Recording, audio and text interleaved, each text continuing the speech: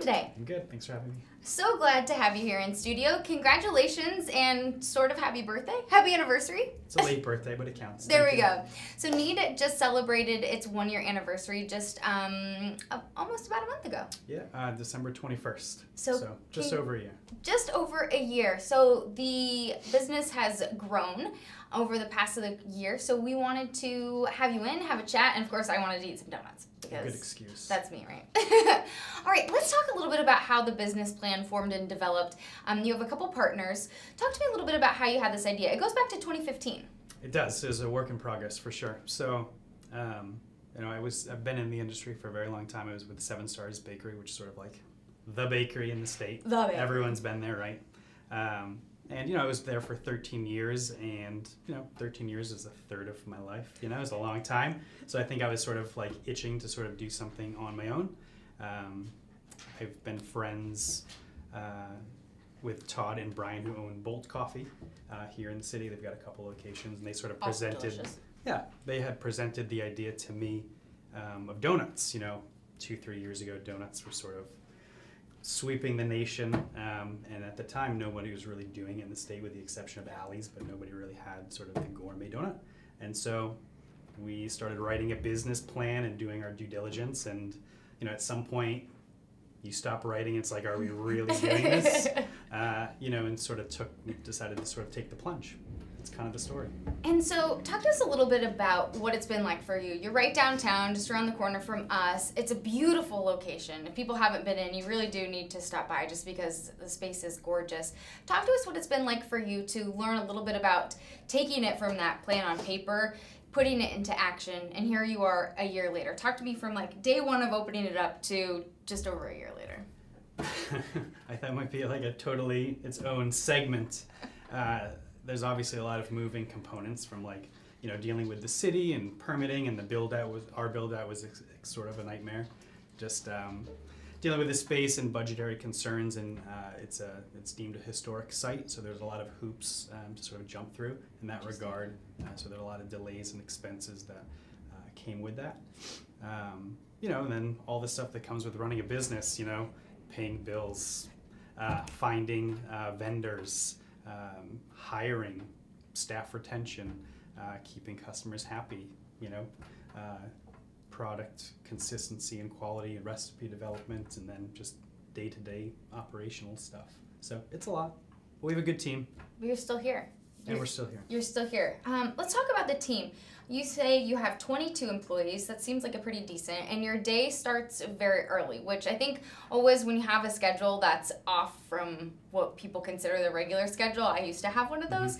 It's always a little bit fun to talk about. You said your day starts at about 2 o'clock, maybe 3 o'clock in the morning, so ensuring that freshness of these donuts. Sure. Talk to us a little bit about that staff and then having that schedule to ensure that you're having the best product possible.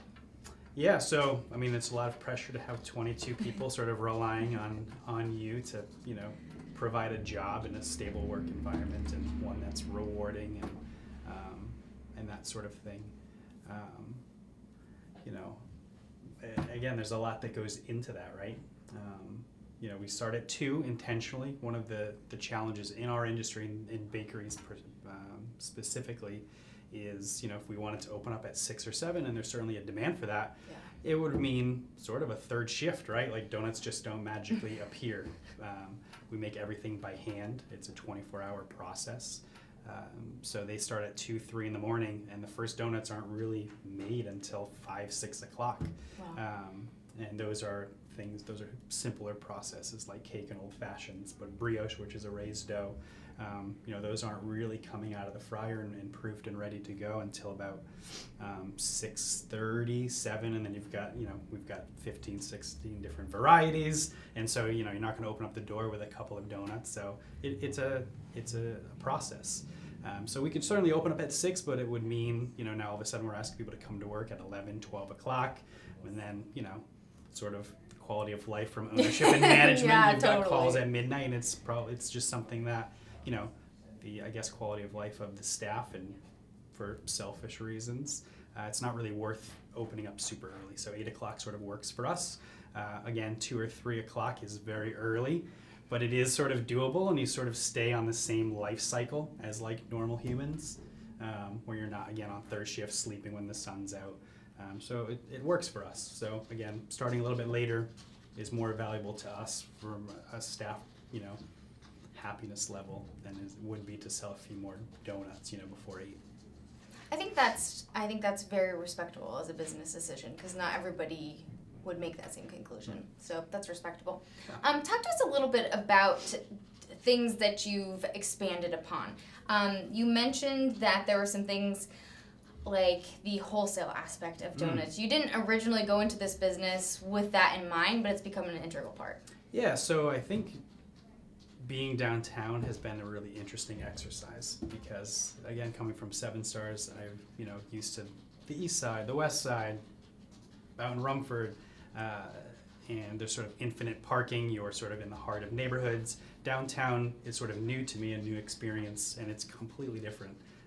There's a real sort of accessibility issue here, where I live in Seekonk, right? So if I wanted to drive into the city, it probably would never happen, right? I mean, I do have to do it because I work here, but, if I was on my day off, you have to drive in, find a spot, hope you don't get a ticket. Like, it's sort of a challenge.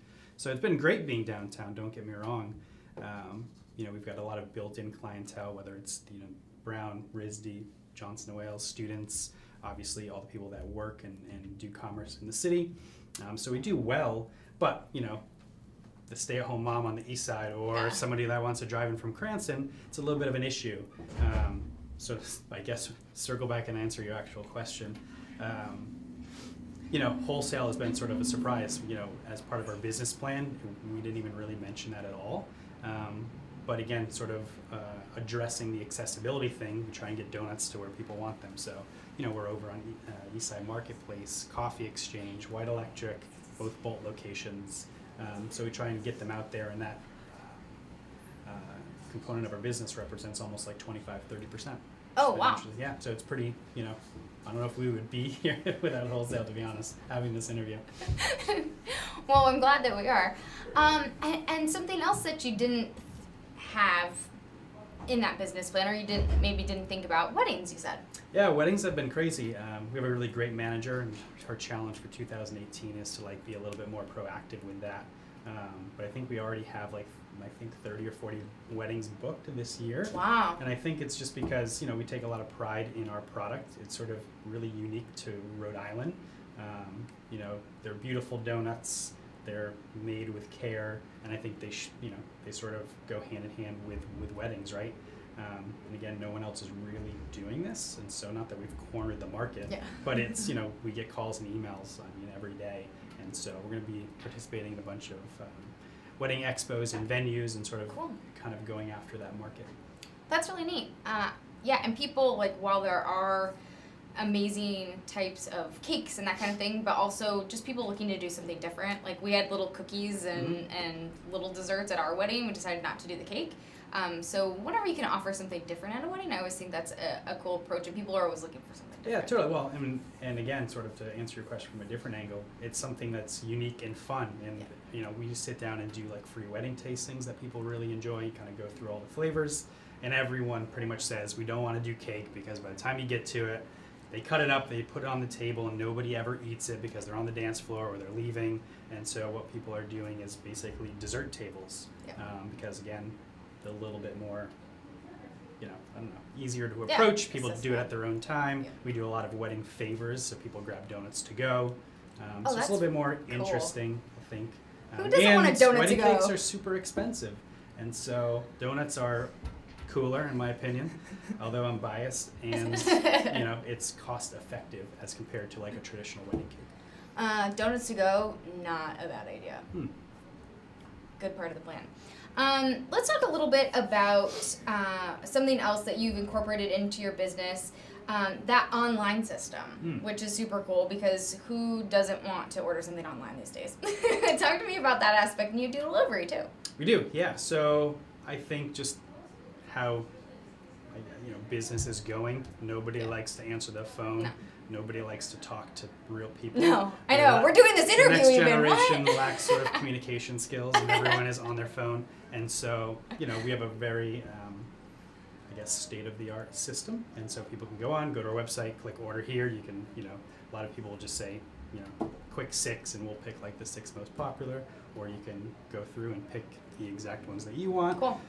As soon as they do that, it quite literally prints at our register, and then we pack it, and you can pick it up like 30 minutes later.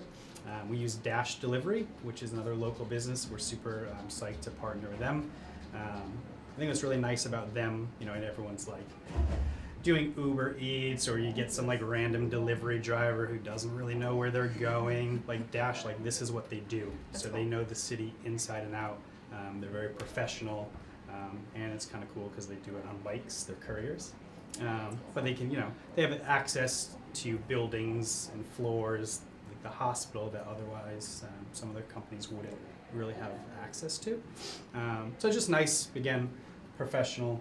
They know where they're going. They know where every street is, where every building, where every shortcut is, as opposed to maybe the guy who's doing Uber Eats and driving around aimlessly. Yeah. But they're great. And keeping it local, too. And keeping it local. Which is something that you're trying to do with your ingredients and your products. So kind of just keeping that local frame of mind, which I think is neat. Yeah, absolutely. Let's talk a little bit about your products as well, because you've expanded recently. This week you mentioned that, or I should say you announced that you are offering vegan donuts now 7 days a week, which is super exciting for people who want that type of donut. You had vegan a couple days a week, vegan donuts a couple days a week, but now you're doing 7 days a week. Talk to us a little bit about why you made that decision.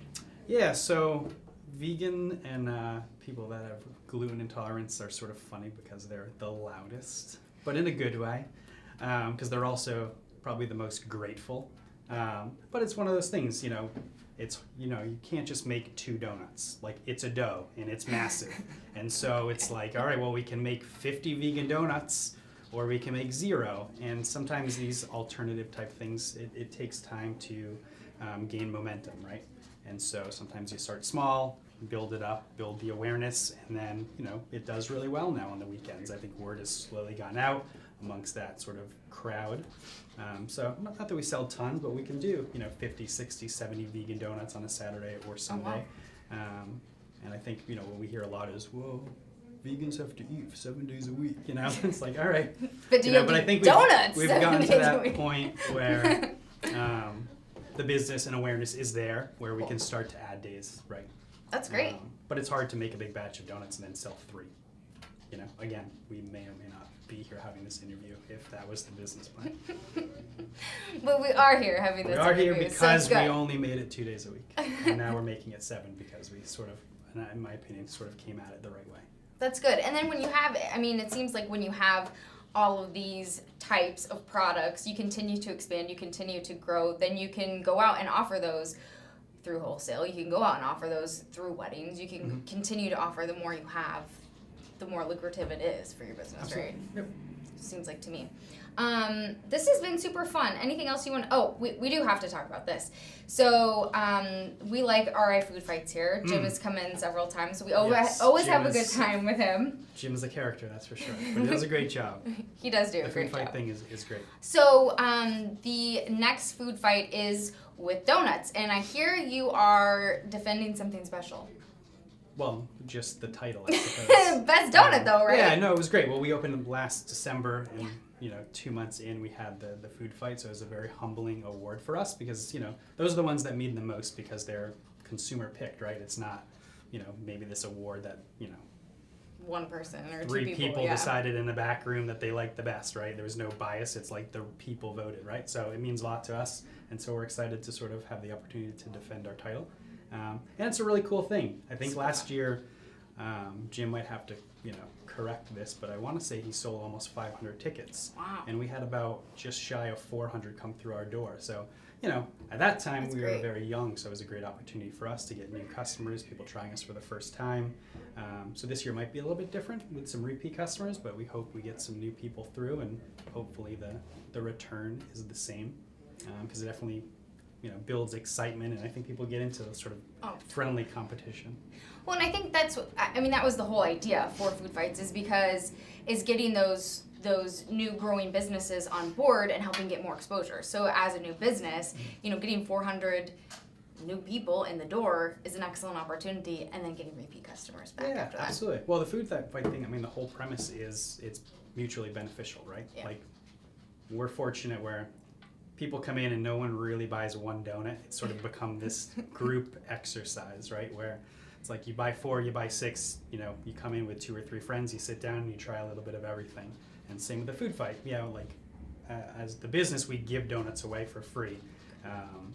But again, if somebody comes in, they get 1 for free, maybe buy 1 or 2, trying us for the first time. You know, it makes sense. And I think the coupon or the challenge book that you receive is like $15, and you end up with like 40 donuts. So like, not bad. Everyone sort of wins. I think everyone does win in that. And so that starts in February. It's a passport challenge, so you can check out our food fights for that. Before we have you go, Adam, do you want to just give us a quick run through of all these donuts? Yeah, and you guys will be lucky because I'm going to leave these here for you. Yes. But we make 3 types of donuts. We make cake donuts, which is kind of what it sounds like. It's like a sort of a cake batter. Old fashions, which are, in our case, these 2 right here. Which is a quick dough, but it's sheeted out and punched out in rings. And then we have our brioche, which is, in our case, again, it's about a 48-hour process by the time you mise it out, scale it. We mix it and it retards overnight. And then we come in the morning, sheet it out, punch it out, rises again, fried. So it's very labor intensive for sure. But you know, quickly running through, we sort of have our flagship vanilla glazed donuts, our bestseller. Right after that comes our brown butter, is our second bestseller. 2 old fashions. We always have a vanilla old fashioned. Currently, we have a chocolate chip old fashioned. The cakes that I brought, we have a chocolate cake and a chocolate peanut butter. We do these 2 funky ones back here, our fritters. We've got raspberry, and we're doing a spiced pear right now. And then rounding the corner, cinnamon roll, which is on the menu every day. Cranberry right now, which is going to be swapped out soon with something a little bit more seasonal as we sort of end the cranberry season. And then passion fruit, which is sort of a sleeper pick. Sort of a love-hate thing with passion fruit, but it's also a good seller of ours. Love-hate for the people making it? Well, it's a very, passion fruit by nature is like a very strong flavor. It's not subtle by any means. It's in the citrus sort of family, but it's very punchy. And so, you know, some people are like, oh my God, that's amazing. And other people, it's like, that's kind of weird. Pass. It's like, you know, we've got thick skin. So there's a flavor here for everyone. You're like, you don't like it, just get another one. Yeah. That's exactly it. Adam, it's been so fun chatting with you today. Thanks for having me. Thank you so much. If you're interested in learning about more or maybe checking out that Dash delivery service, super cool, super local, you can do that. We'll have a link on our website as well. Adam, thanks so much for joining us. Appreciate it. And thanks for the snack. My pleasure. We're wrapping up here on GoLocal Live. Kate Nagel takes things over starting at 4 o'clock. She's just around the corner, so hang tight for that. Thanks so much for joining us. I will see you tomorrow. Thanks so much for joining us. I will see you tomorrow. Thanks so much for joining us. I will see you tomorrow.